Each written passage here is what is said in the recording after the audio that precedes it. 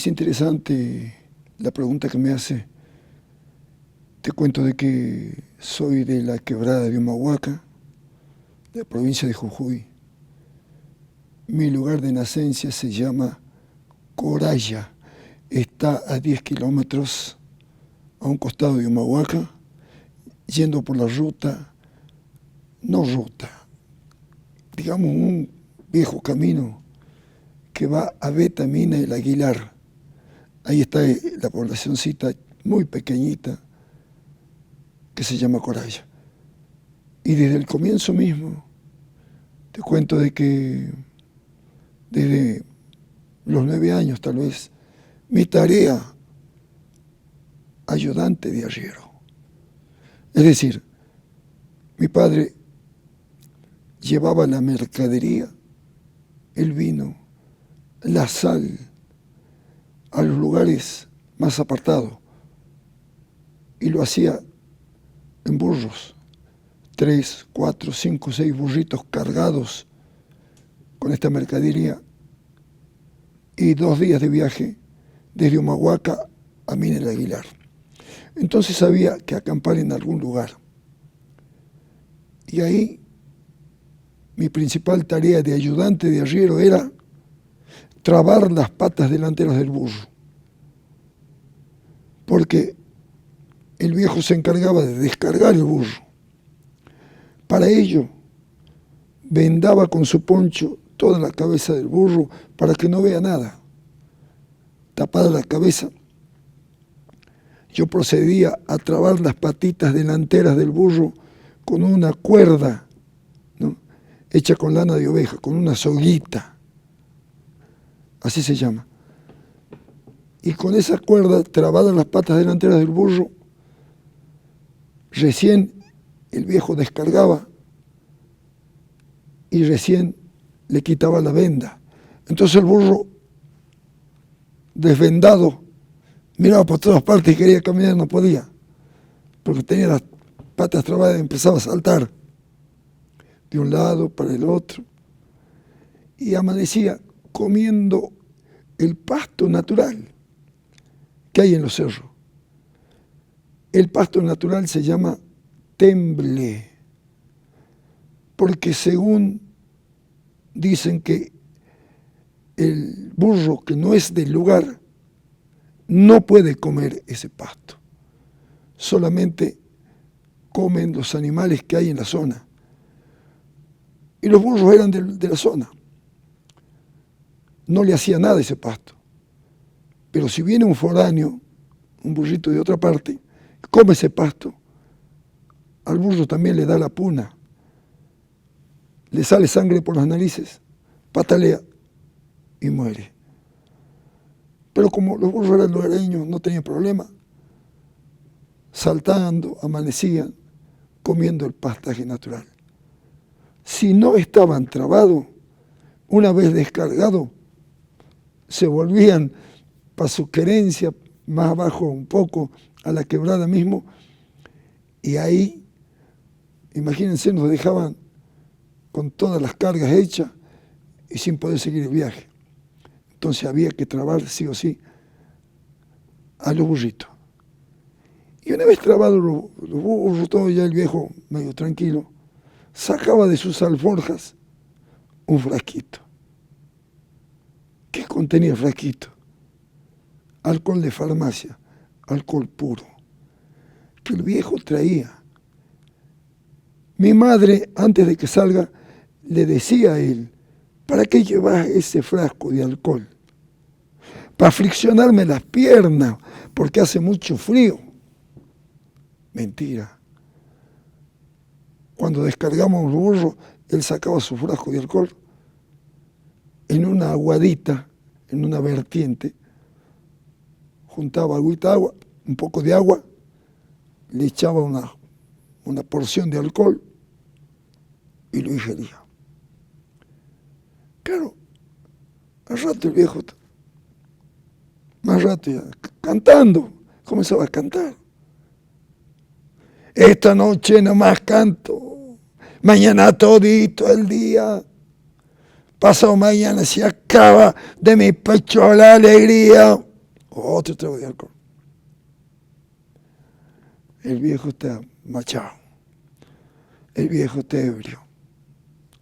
Efectivamente, se levantaba y en uno de esos levantes para hacer sus necesidades se fue un ratito. Y yo veía que tenía el frasquito con alcohol, cada vez más poquito, más, el vasito, más poquito. Quedaba ya poquito el alcohol. Y yo digo, si se termina todo ese alcohol, el viejo se va a poner más loco. Yo prefiero tirarlo. Pero pensé, si lo tiro, va a estar mojada en la laja, la piedra, y me va a preguntar, mi alcohol. No lo voy a poder mentir, va a estar ahí, es evidente, no seca rápido sobre una piedra. ¿Qué hago con este alcohol? Maldito alcohol. ¿Saben lo que hice?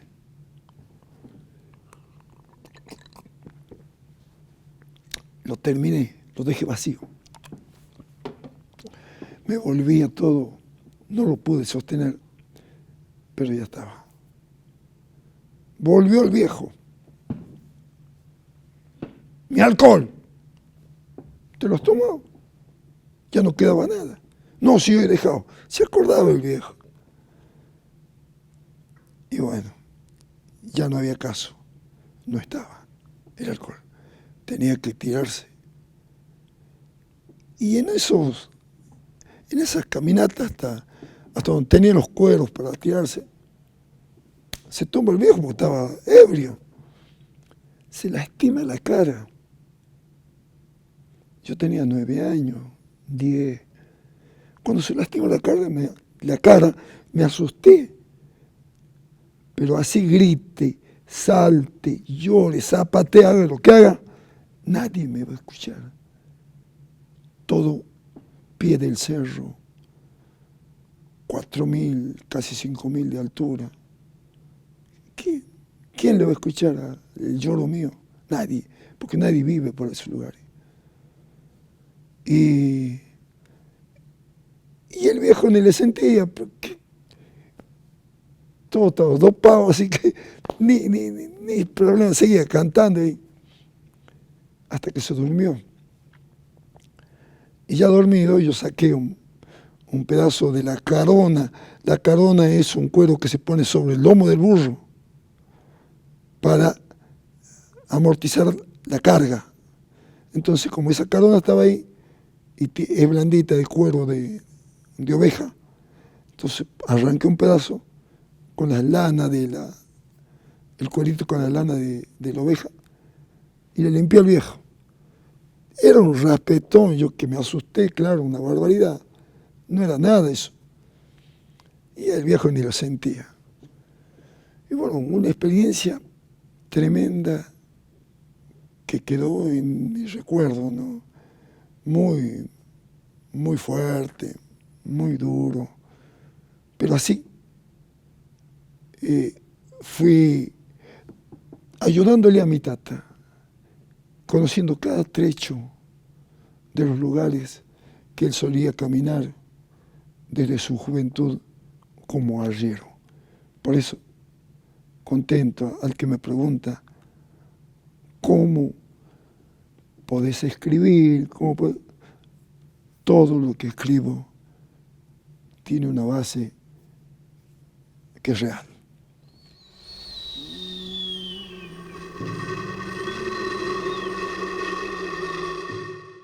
Hoy, más que nunca, después de que hay lugares que lo declararon pueblos bonitos, más bonitos del mundo inclusive, después que se da tanto valor a este tipo de literatura regional, y ya es un orgullo. Y digo ya porque, y esto es un ejemplo, muchos, especialmente jovencitas, se vinieron a Capital Federal a trabajar en quehaceres domésticos, a trabajar en casa de familia. Y volvía a Humahuaca con el cabellito teñido de rubio. ¿Por qué te has teñido el cabellito de rubio? Y porque ellas todas son rubias, decía. Hablaban también con otro acento. Y claro, entonces despertaba,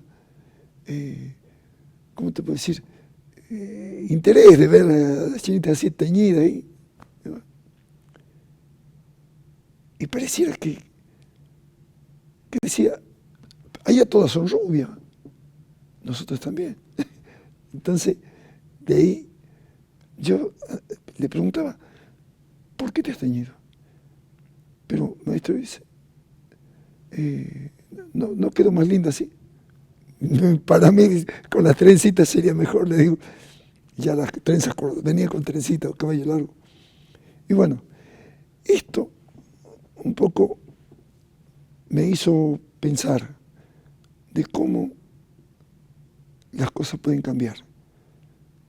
Cuando llega Jaime Torres a Humahuaca y propone un día que hagamos una fiesta de los músicos que se llamó Tantanacuy y se hizo como 15 años más o menos.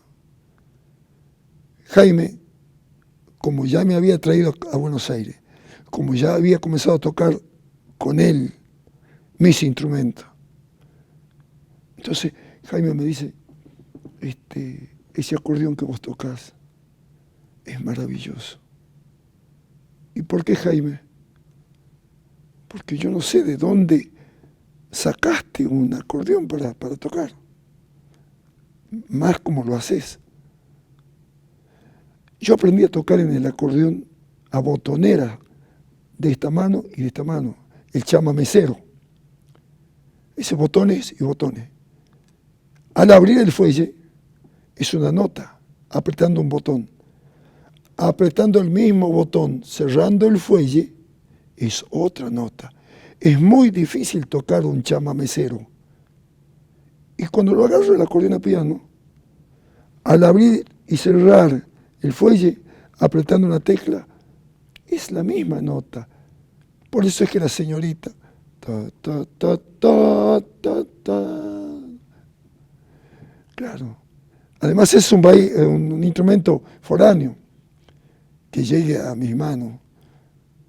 Entonces yo a veces lo agarro al acordeón a piano pensando que es el chamamecero y lo pego en una sacudida, una porreada y lo abro. Entonces me dice, che, ¿y de dónde saca esa forma? Si el acordeón a piano no da para eso. Tienes razón, es más suave, es para la señorita. Y bueno, entonces Jaime me ve tocando el acordeón al piano y de pronto le pego una porreada al acordeón. Y claro, pero el estilo ya cambia. El sonido también se torna un poquito prolongado, más corto, más dulce, más danzarín. Y bueno, tiene sus efectos. Jaime me conoce en Humahuaca y propone hacer esto, el Tantanacuy. Y ahí venían todos los músicos del lugar, primeros, a homenajear a los profesionales. Y ahí llegaron nombres de importancia que ustedes conocen en el folclore argentino. Ariel Ramírez, Domingo Cura, Jaime Dávalo, nombres de otros países, el mismo Uña Ramos, que es lugareño, pero que se residió en Francia mucho tiempo. Bueno, Miguel Ángel Estrella, una serie el mismo Marcelo Simón. Bueno, toda esta gente llegó a Humahuaca y se hizo esa fiesta, ese encuentro de los músicos de la región que se llama Tantanacuy.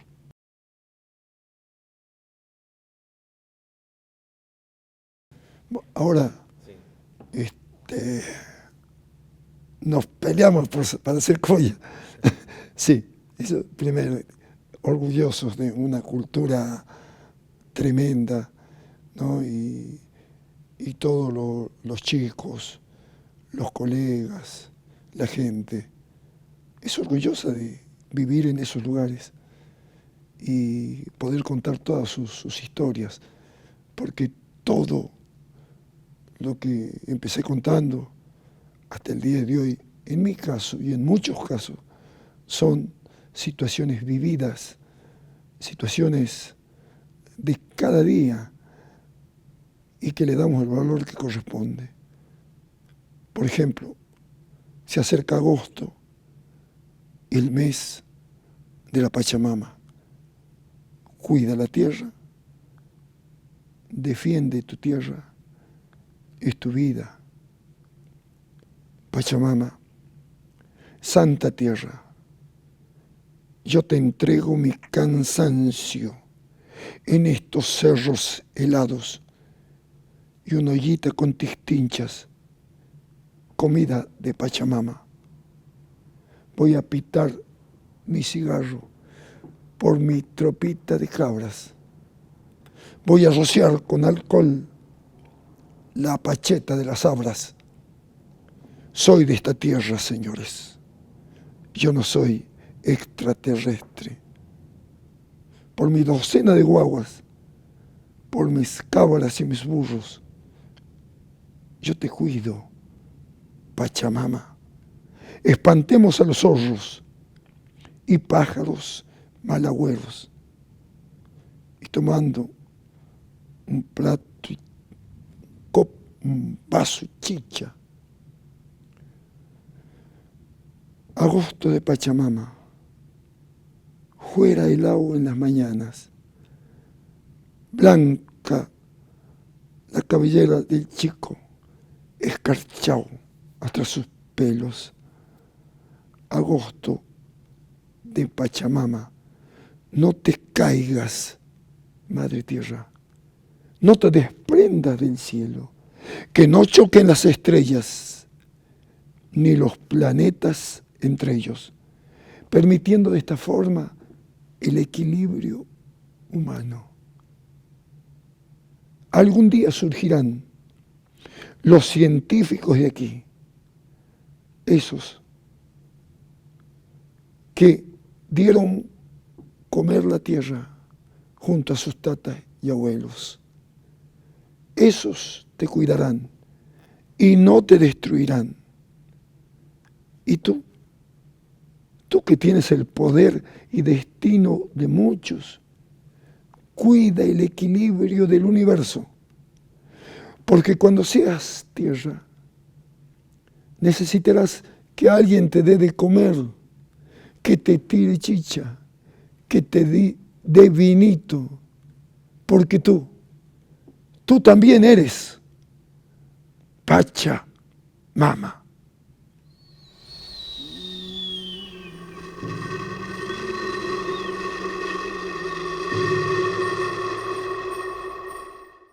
Soy maestro rural, conozco la historia de Belgrano, conozco las historias de la guerra por la independencia.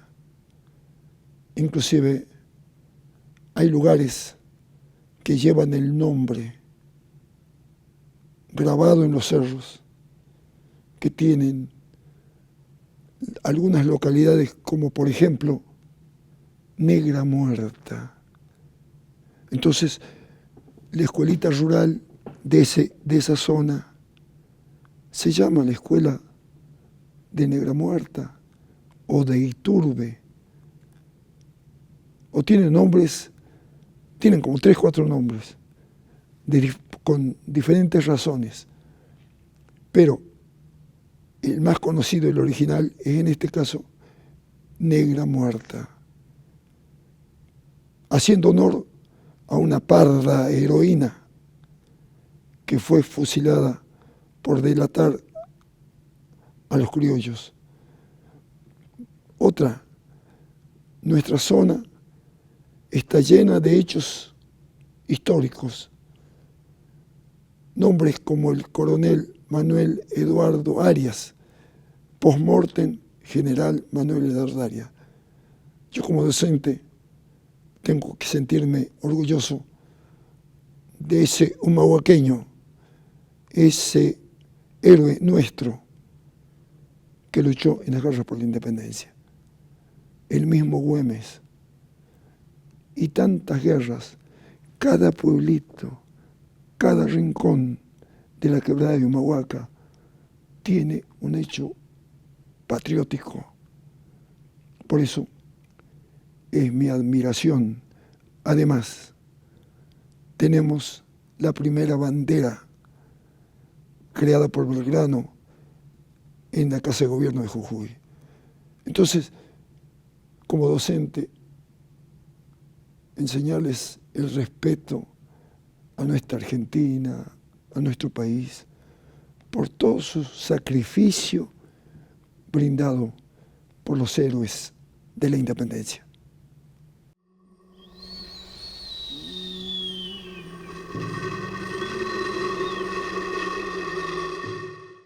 El mundo del trabajo ha sido hasta el día de hoy el que me conoce en Humahuaca, sea el que vive ahí o va de afuera y me ve o me encuentra, me va a encontrar trabajando duro. ¿Por qué? Porque mi padre me enseñó de esa forma, desde ser albañil, desde ser carpintero, de todo un poco, lo sé, todo para el gasto, como quien dice, lo sé.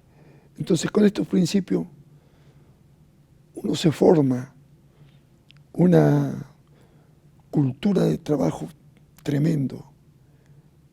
Y también con esto se honra a todos los hechos y es contagiante para los chicos de las escuelas. Mi primera escuela, en la que me designan cuando tenía 18 años, se llama Santa Ana. Santa Ana está de Humahuaca 100 kilómetros para el lado del naciente, 100 kilómetros. Cuando ejercía, sin camino carretero. Es decir, que esos 100 kilómetros yo lo hacía a pie o a mula. Y me iba dispuesto a vivir ahí.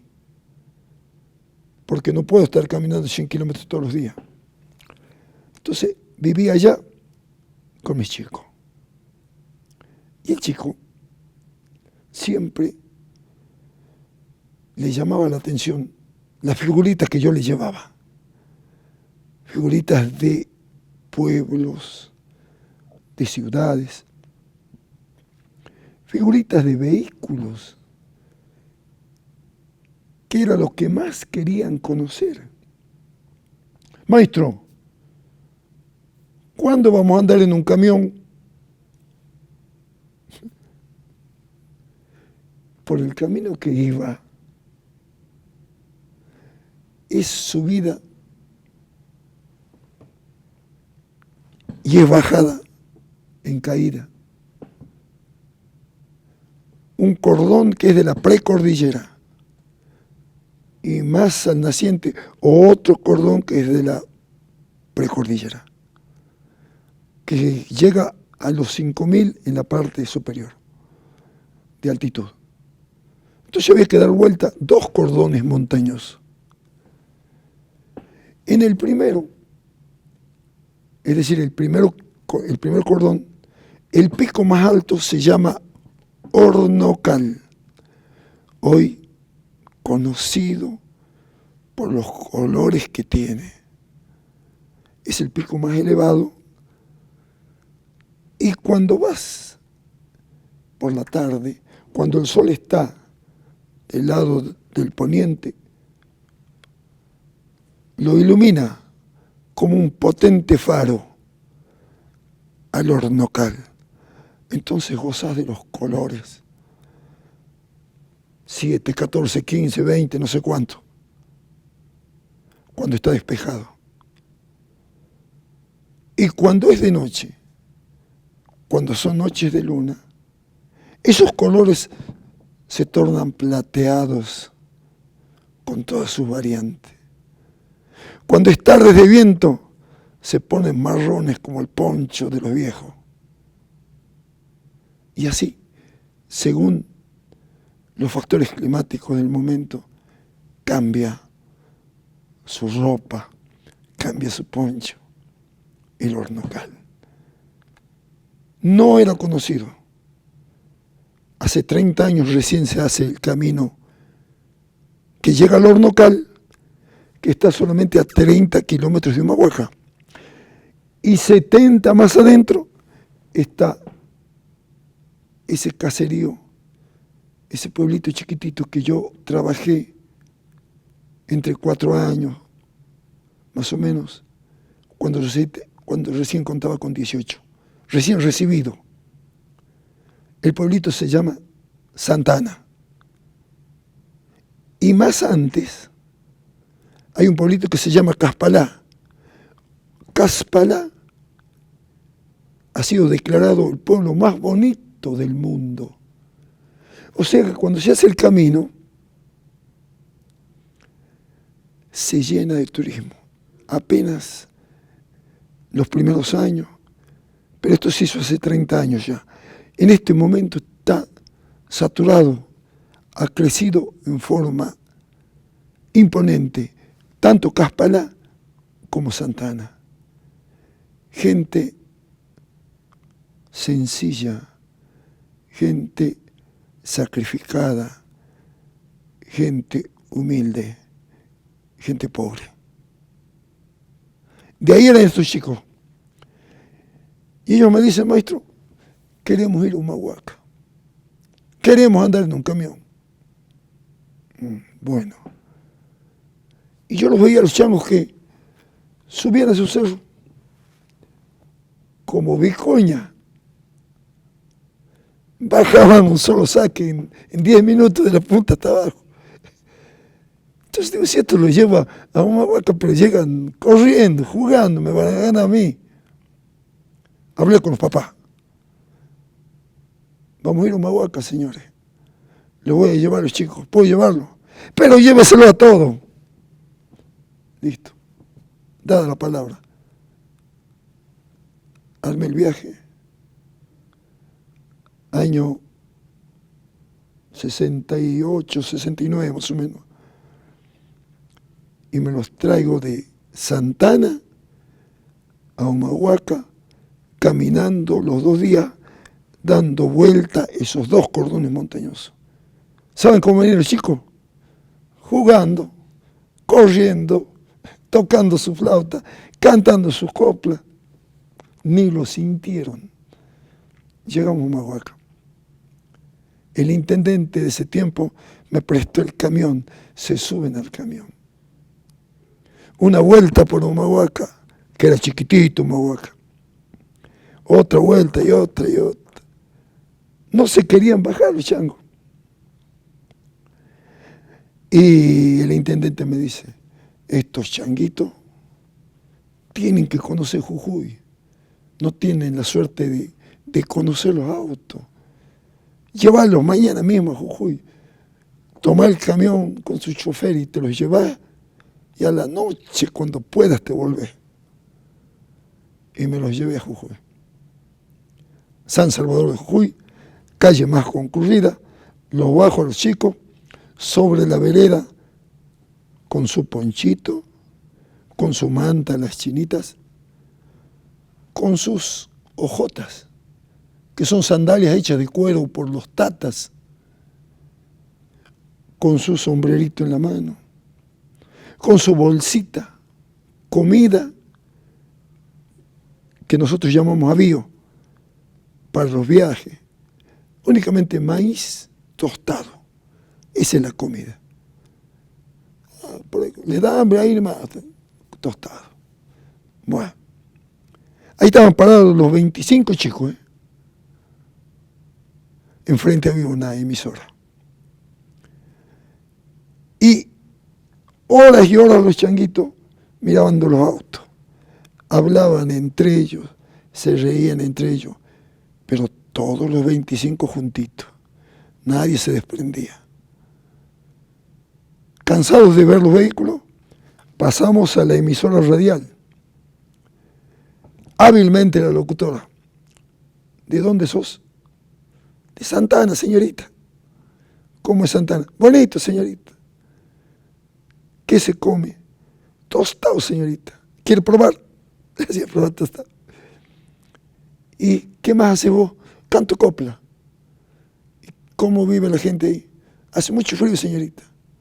Viento, mucho viento. Todo con su respuesta.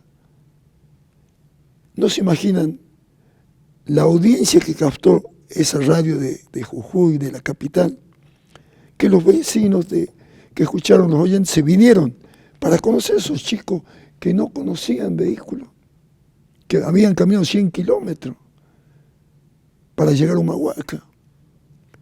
Entonces se acercaron con golosina, con ropa, con juguete, trayéndoles a estos pequeños y ansiosos de conocerlos.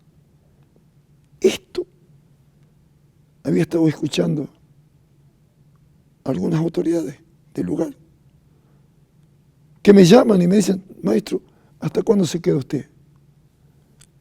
Y me vuelvo, porque el intendente de Humahuaca me prestó el camión, me vuelvo a Humahuaca y de ahí hacemos 2 o 3 días de regreso.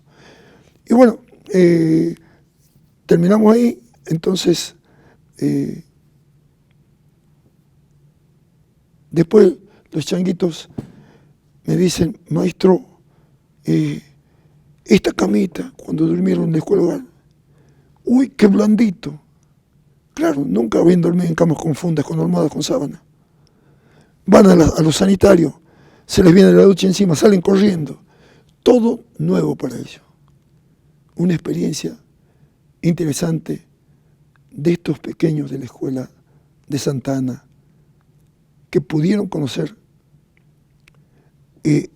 las ciudades. En este momento, esos pequeños caseríos son los más conocidos y los más atractivos para el turismo argentino y extranjero.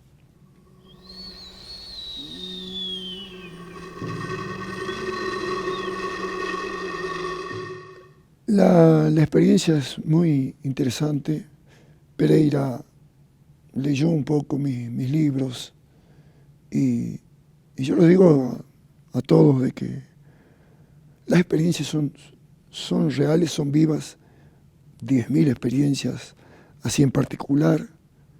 Cada momento es un hito. Lo es Miguel Ángel Pereira con la deuda interna, que tuvo su apogeo importante.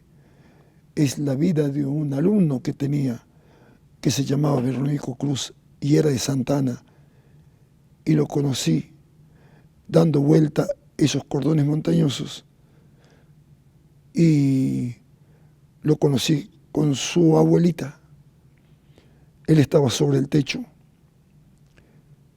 en la cuesta de Hornos, así se llama. Es el último cordón antes de bajar a Santa Ana. Ahí estaba desparramando el barro en el techo de su rancho para cubrir las goteras. La abuelita, que apenas dobladita podía pasar un tachito con barro, y el niño de 11 años o 10, chiquito, volcaba el barro sobre el techo y con una latita desparramaba para parchar todas las grietas por los goteos de las lluvias. Ahí lo conocí al Verónico, y después, cuando yo llego, no quería mandarlo a la escuela, la abuela, porque era lejos. Debía caminar como 20 kilómetros para ir a la escuela, no, es imposible. Entonces le dije a la abuela que me lo dé como secretario, que yo me lo llevo. Accedió, y cada mes lo tenía que mandar. Iba a faltar unos días y recién regresar a la escuelita, y que se quedaba conmigo todo el año. Entonces hicimos eso y de ahí lo conozco profundamente a este pequeño.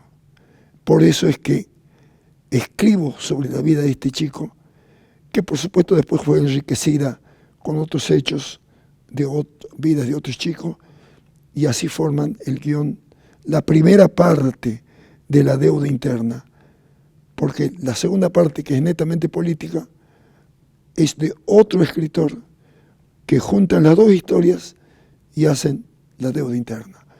Ahora bien, cada momento, cada hito, cada recorrida por mi país siempre ha sido anecdótico, como ha sido anecdótico también aquella vez que un changuito de la Puna llegó a Tecnópolis y le dijo a la presidente: no te rías de un coya que bajó del cerro, que dejó sus cabras, sus ovejas tiernas, sus avales yertos. Y sigue la poesía. Es el chico que mejor interpretó el contenido de este poema. ¿Por qué? Porque es un chico de la Puna. Es el chico que conoce todo el contenido de esa poesía. Entonces, todos estos hechos son hitos, como es de aquel día en que me conoce Divididos. Ricardo Mollo con su gente estuvo en Tilcara. Me ve tocar el erque y me dice: ¿cómo suena ese erque? ¿Te animas a tocar conmigo? Y bueno, pero hacemos una pasadita. No, vos vení, tocá lo que has tocado acá, listo. Cuando te canses, baja tu erque, lo asentas en el piso, yo ya me doy cuenta y empiezo a cantar. ¿Y no vamos a hacer una pasadita? No, directamente vamos, listo. Esa misma tarde salió. Empiezo tocando, bajo el erque, y él empieza: Mañanas de sol. Y bueno, y surge. Tema conocido y recontra, y grabado inclusive con ellos, que recorrió todo mi país. Estos hechos, cada hito, es importante en la vida cultural, en mi vida artística, en mi trabajo de maestro rural, y el hecho de haber conocido el mundo tocando, escribiendo y siendo simplemente un maestro rural.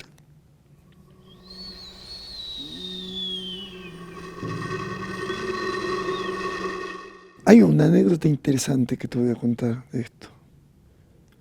Estaba dando vuelta ese cordón montañoso que contiene al Hornocal. El Hornocal al lado. Y yo venía, no por donde va la ruta ahora, no por esa ruta. Hay un camino más abajo, en la parte sur del Hornocal, que es el viejo camino del Inca que viene del Alto Perú. Ese sube al Habla Colorada, que es el mismo cordón, y se va hasta Caspalá. Un día cruzaba ese cordón al mediodía, porque siempre para dar vuelta a los cerros no hay que ir, digamos, por la parte, por los horarios, más que nada. Hay que elegir pasar justo al mediodía, entre 12 a 3 de la tarde. ¿Por qué? Porque es el momento propicio contra los vientos de la tarde, contra posibles nevadas, contra los fríos, todas las inclemencias de los tiempos. Entonces, el caminante que conoce debe pasar en ese horario la parte más alta de ese cordón montañoso. Yo estaba cumpliendo eso. Serían entre 12 y 1 de la tarde. y había un viento tremendo. Era el mes de agosto, mes de viento. Todos los escondrijos de la quebrada, tierra, opaca de tierra. El sol no se lo veía, todo opaco. En eso veo una tropa de vicuñas que venían trotando, dando vueltas semejante cordón. No era una vicuña, no eran 5, ni 3, ni 2. Eran más o menos 300 vicuñas. Me sorprendí, me pellizqué la mano para ver si era verdad. Comprobé que era verdad lo que estaba viendo. La vicuña no corre, vuela, afirma las patas traseras, levanta las delanteras, un saltito de 1, 2, 3 metros, vaya a saber cuánto. Se imaginan 300, medio del viento, un oleaje de vicuña. Y pasa. Al afirmar las patas traseras, chispeaban las patitas con las piedras, a los chispazos. Y digo, esto es verdad, estoy viendo esto. Solo y a pie, porque generalmente, en principio llevaba carga, mis primeros viajes con mercadería y todo, y a veces ya de puro tremendo, digamos, atrevido, me largaba cuando había un tiempito caminando de Santana para venir hasta mi pueblito, Humahuaca, de vez en cuando eso. Y bueno, entonces, cuando veo todo esto, bajo al otro lado del cordón montañoso, a Caspalá. Llego al pueblito más bonito del mundo, hoy. En ese tiempo no eran ni conocidos. Y bien, y hablo con un vecino. Le digo, he visto una tropa de 300 vicuñas, amigo. Se sorprendió. Le digo, ¿usted los vio? Y me mira. ¿Qué más has visto? Yo he visto que pasaban así, como un oleaje, y pasaban chispeando las piedras. ¿Qué más has visto?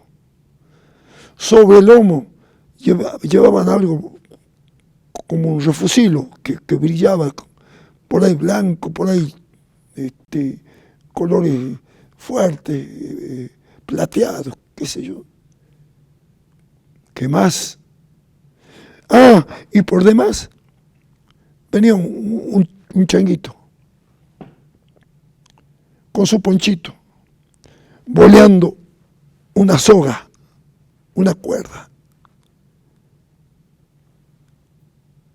¿Y qué más? Nada más. ¿Usted lo vio? Le pregunto. No. ¿Yo? No. ¿Mi padre? Sí. ¿Y sabes por qué has visto? Me dice. Porque vos sos un runa suertudazo. Suertudazo. Pobre maestro rural, que dando vuelta a los cerros, va a su escuelita rural a ver sus changos. Suertudazo. Va, lo dejé pasar. Después pensé con el tiempo, ¿cómo no voy a ser suertudazo? Si escribí 3 libros, los conocen un montón. ¿Cómo no voy a ser suertudazo si recorrí el mundo con mi música, con la poesía, ¿Cómo no voy a ser suertudazo? Si canto todos los días, si toco todos los días, nunca pedí nada a nadie. Pagué mis ediciones, hice todo con mi esfuerzo. La última. Es para matarse de risa, porque un día me invitaron a un mitin político y me dice: Fortunato, bien, venido. Vos vas a ser nuestro concejal. Bueno, sí, concejal. Vuelvo a mi casa y le digo a la patrona: che, voy a ser concejal, mirá, me han designado. ¿Qué? ¿Concejal? Te voy a dar concejal. Vos vas a ser concejal. Ni yo te voy a votar. Se terminó mi aspiración. Nunca fui nada. Así que, por suerte, y tenía razón, este vecino, sos una suertudazo. Y hoy estoy con ustedes. ¿Cómo no voy a ser suertudazo? Estar aquí en la biblioteca. Los escritores de allá son ejemplos, como el de Abrapampa, como los de Humahuaca, como el Sisto Vázquez, como otros escritores, como Jaime Dávalos también, porque Jaime Dávalos siempre con su voz me miraba, y yo junto a Jaime Torre, con semejantes nombres, yo era muy joven, muy callado, y Jaime Dávalos me decía: vos sí que tenés pinta de colla, vos sí que vas a hacer cosas lindas. Arriando las nubes, por los airampales, anda el Fortunato con sus animales, y su sueño es irse detrás de sus burros, lo mesmito que hacía su tata. Me hizo ese versito que no me olvido nunca. Tantas cosas lindas.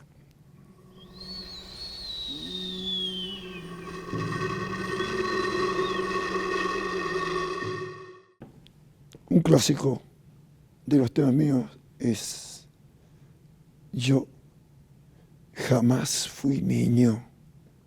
Mi sonrisa es seca y mi rostro es serio, mis espaldas anchas, mis músculos duros, mis manos partidas por el crudo frío. Solo 8 años tengo, pero no soy niño. Detrás mis ovejas ando por los cerros y cargao mi leña bajo hasta mi puesto, a soplar el fuego, a mismear mi soga, y no tengo tiempo para ser un niño. Los años caminan y todo es lo mismo: mote, sal con leche, son mis caramelos. Mi juguete, un chivo o el perro ovejero. Todo eso me dice que no soy un niño. Mi avión de juguete es un cuervo viejo. Mi camión, un burro de trotar muy lento.